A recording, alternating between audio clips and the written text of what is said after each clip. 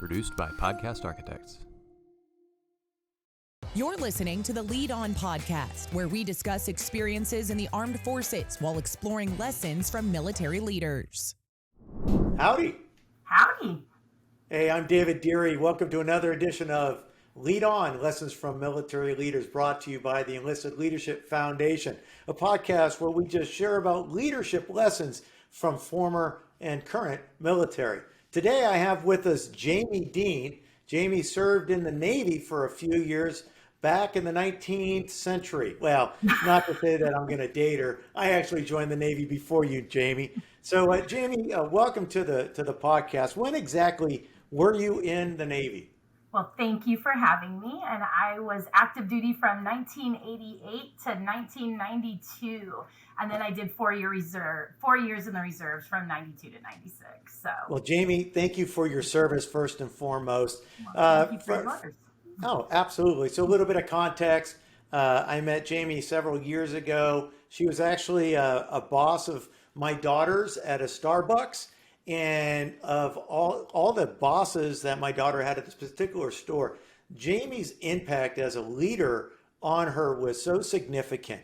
And, you know, Jamie's the kind of person that people want to emulate when it comes to leadership. You know, oftentimes we have to follow people who are leaders because of their position that they have, where Jamie is somebody that wants to connect with everybody that she leads. And so I was curious, Jamie, if this connection, where did you learn that? Did you learn that growing up? Was it Iowa, I think you said you were from? Illinois. I had Illinois. Maybe a little bit. Always been that people person, kind of want to know what makes people tick.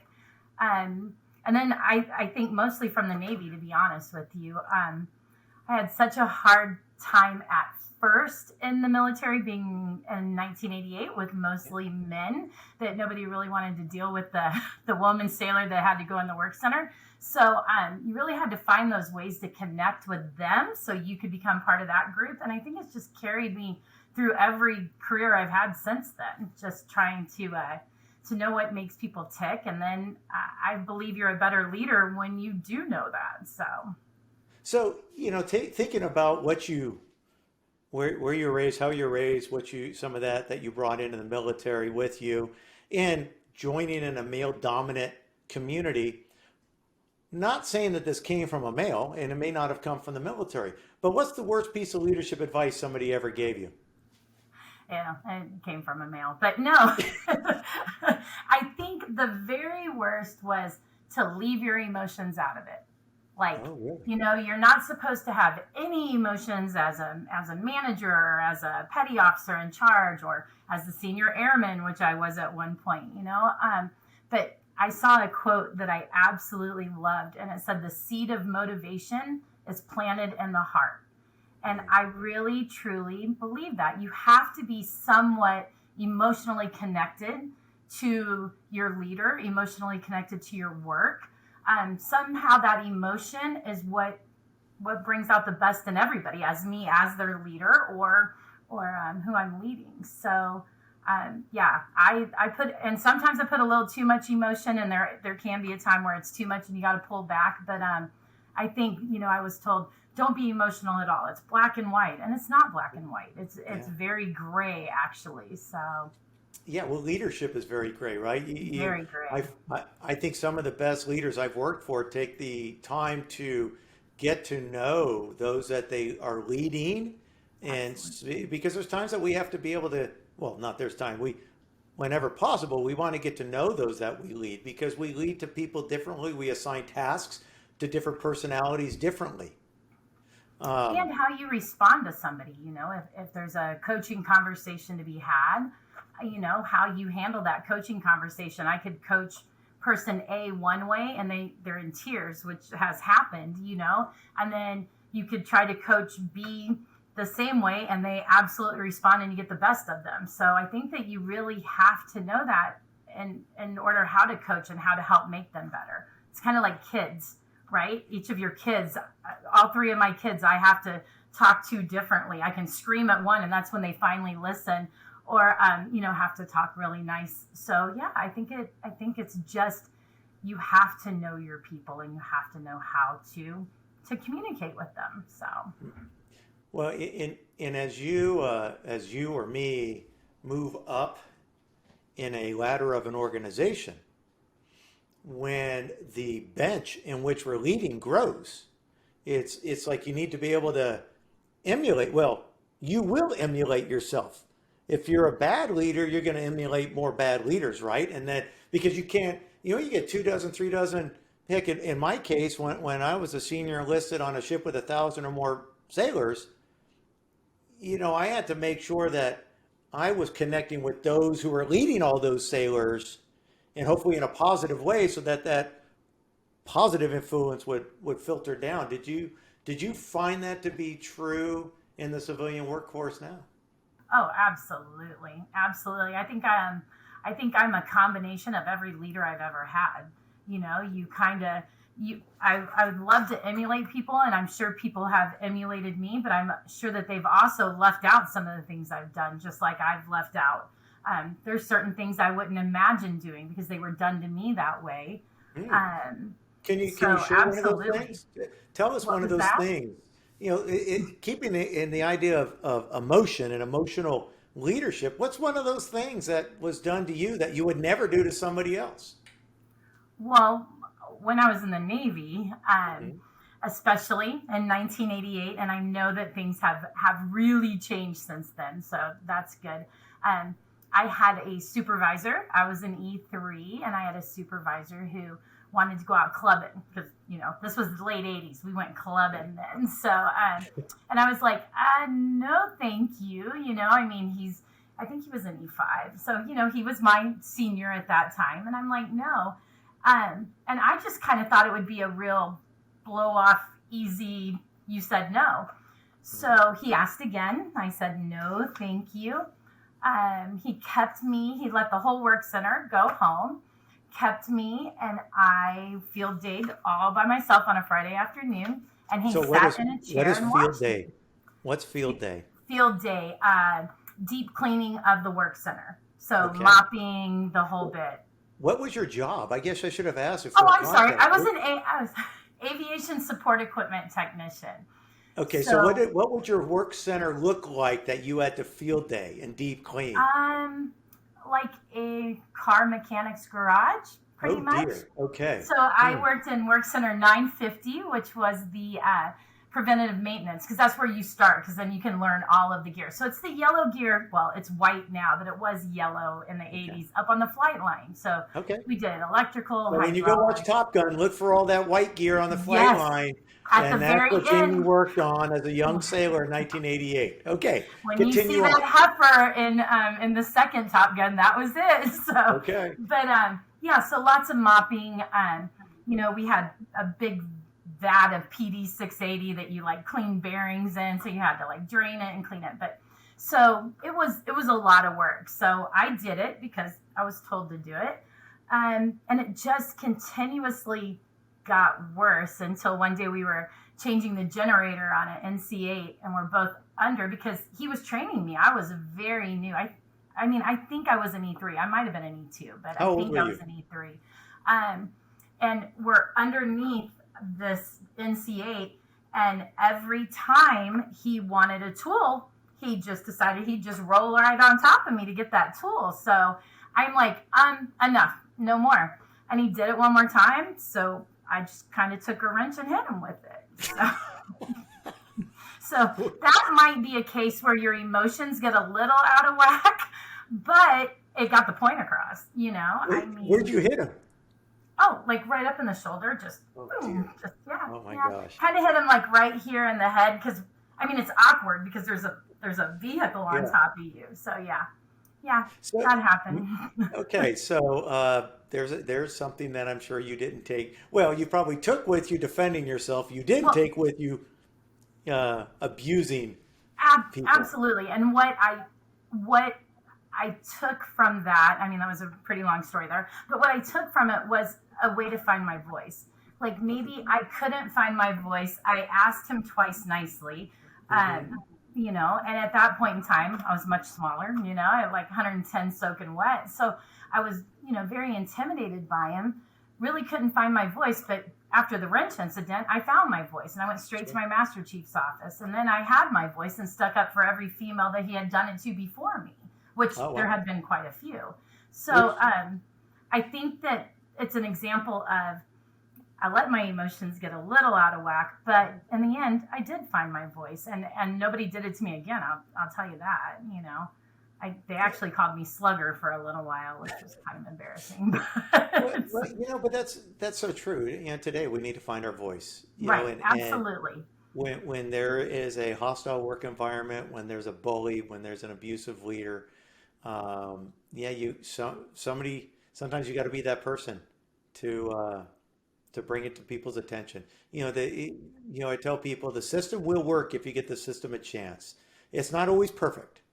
Granted, no system is, but more often than not, before I got out of the service, I saw a lot of the things improving on how we conducted investigations and treating both the victim and the accused better. Oftentimes taking the victim's word for stuff instead of sometimes we would just assume wrongly. So no, I absolutely agree. And my son is actually active duty now. He's a chief, which I think you knew that, but he's a chief. And I've talked to him about it time and time again. And definitely the military has come a long way since that happened. I mean, that was a long time ago. But yeah, definitely doing better with that. So where else? Was there another time after this incident, whether that command or another command, that you also found your voice where your emotion didn't get the best of you by any stretch, but you had to really, because sometimes emotional leadership is as much how we lead ourselves, right? Absolutely. So back to being a very young enlisted girl, I was 19, and all of a sudden I saw, like, on duty days, I would see guys in camis. Now, I want to remind you, I wish I did have a picture somewhere around here. I was in the age of the dungarees, the dungarees that went all the way up to here, and, the bell bottoms. So I'm seeing these camis, and I'm like, ooh, well, what do I have to do to wear that? And I was told, oh, you can't do that. You're a girl. That's ASF. That's the Auxiliary Security Force. Well, no matter what, and this is probably how I'm raised, you tell me I can't do it, I'm going to figure out a way to do it, even if it is just to wear camis and not wear bell bottoms. But so I told my Master Chief that I was very interested in doing it. He got me, to get to go. And it wasn't a tryout, but you had to do a PFT test. And there'd never been a woman trying before. So they made me do the men's PFT test in order to qualify. And I did. So it was great. So once I'm on ASF, there was actually another girl that came on as well. And it was great. We were shooting and doing these scenarios if the base ever got attacked. But we were at NAS Miramar, and there was wait, did you say Naval Air Station Miramar? Naval Air Station, way before MCAS. Okay. So Naval Air Station Miramar, and in San Diego. So Duffy Town is the sheriff's department. So they have part of East Miramar, and they have the SWAT team obstacle course. And this is like the big thing on ASF is that you get to do this obstacle course. We're all there that morning, and they do it up good. I'm talking tear gas. There's huge fences. I mean, it's what the SWAT team does. So you had to qualify in 4 minutes. 4 minutes to get it, right? And there were some guys not doing it, and most guys didn't think I was going to do it. So they were kind of like, whatever, the chick's here. That's pretty much what it was. The chick's here, So did you have to be on the Auxiliary Security Force at Miramar? Was this a requirement? I mean, no, this wasn't. The requirement was the men's PFT. Okay, this was just something this is just added if you wanted to. Added on, so that's right? Why some of the dudes I'm not down with that, but that's not you. No, absolutely not. Okay. I mean, now I'm used to wearing the cami, so I'm going to totally fit in. So we're doing this. You know how it is. Everybody's cheering each other on. Everything's great. I did it. And there was I could get over the walls fine, because one of the guys that I was really close with was like, don't use your arms, swing your legs, use your legs and your lower body, because you don't have the same upper body strength no matter what. So I go over all the walls, everything was great. And there is this dummy, and it is a 180-pound dummy, and it is just that. It looks like a crash test dummy, and they have it leaning up against the fence, and you have to drag the dummy. And I'm gonna be honest, I can't remember if it was 6 or 8 feet, but you had to drag this dummy, right? And it got the best of me. So We'll say it was 8 feet. It sounds better. What was that? We'll say 8 feet. Okay. It sounds better. I think it was 800 feet. Okay. Yeah. 800. Yeah. Gotcha. So you had to drag the dummy and then finish the rest of the course. So I dragged the dummy. You had 4 minutes, and I finished in 4:06. And I was so just, and the guys, number one, by the end, they were cheering for me because they're like, she's going to finish, right? So honestly, I could have probably just quit at the 4:06, and the guys were like, yeah. But me being me, I walked to the end of the line. I threw my guts up because it was just disgusting, adrenaline and tear gas and everything else. And I got back in line and I did it again. But this time I put my arms under the dummy like this, under both of his armpits, and then just leaned and used my weight. Instead of struggling with the dummy, I just used my weight to pull the dummy. And it was like that. I had it, and I finished in 3:52. So wow. I did qualify, but it's funny because that story has become like, I don't want to say a motto of my life, but it really has, because there's always something that's that 180-pound dummy, right? And you try your own way, to get past it, or to drag it by its hands, or whatever the case may be. I was trying everything to move that thing. But once I just took a deep breath, put my arms under it, and just lean. That's all it took, was me leaning back and dragging it. It became easy. So I always use the example at Starbucks. It doesn't matter if it's you're shorthanded, your drive-through stack, your machine's down. There's always something in life that you've got to figure it out, and you got to figure it out in the moment most of the time. And so that was a good story. It turned out well, and I still talk to about 5 or 6 of those guys I was on ASF with. We're all friends on Facebook. And and when I had the coffee with the veteran at my Starbucks, 3 of them showed up, drove in from out of town. So yeah, lifelong friendships, which I'm sure anybody listening to this with the military understands. You just become family. So no, it's so true. Yeah. Do you find the dummies in the life of those that never served, do they have a harder time dealing with those dummies versus anybody that you've maybe hired who was a veteran? Somewhat, because I've hired a few veterans that just have done amazing, but I think it's because it's more routine based. And us military folks, we like a routine. We like, this is what it needs to be done. This is steps 1 through 6. So it's gone well. Let me ask you this: as a civilian now, and having served, and you just did 4 years active, followed by the 4 years of active reserves, and then so from 88 to about 94. So now 25 years have gone past, more than 25 years. But you've been, you've raised your family, you've been in the workforce. What message would you encourage any employer, any talent manager who's between this person and a veteran, right? That maybe the veteran doesn't have the same level of experience. Maybe they don't have the preferred, they've got the minimum. Okay. But all things other than that, is it worth taking the risk on the veteran based on your experience? Absolutely. Do you find veterans can veterans be, thinking of emotional leadership, do you find us to be emotional leaders, or do we tend to just be black and white leaders in your experience? I think that a lot of the recent veterans, like that have maybe served 2010 up, maybe in the 2000s, I actually think that they're coming out better leaders. I think that they see that gray that we're talking about.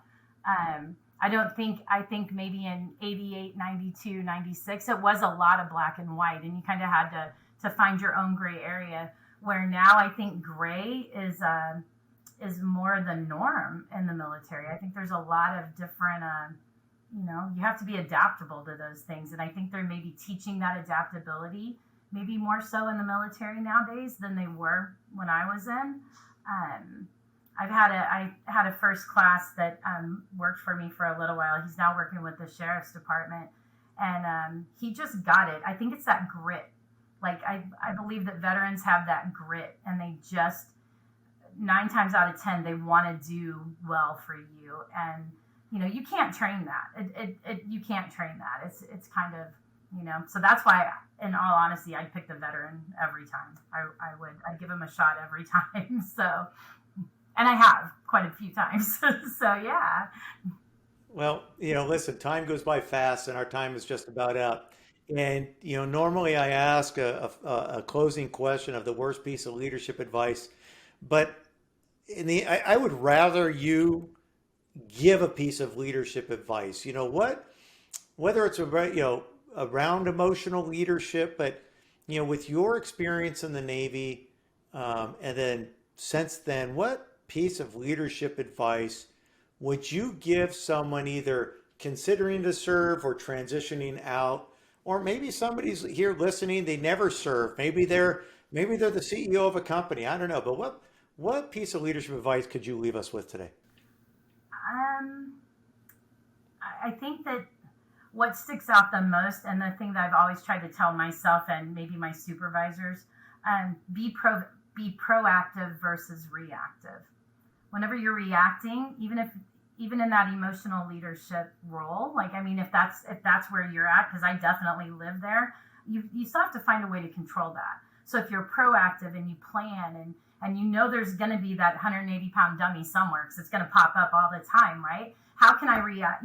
How can I calmly react to that instead of just reacting to everything going wrong and going crazy? So absolutely proactive versus reactive. And that I've learned in the last few years, actually. So definitely have learned that. So yeah, I'm still learning. Me too. At home, yes. I might have it down at work. At home, I'm a little more reactive, I think. So yeah.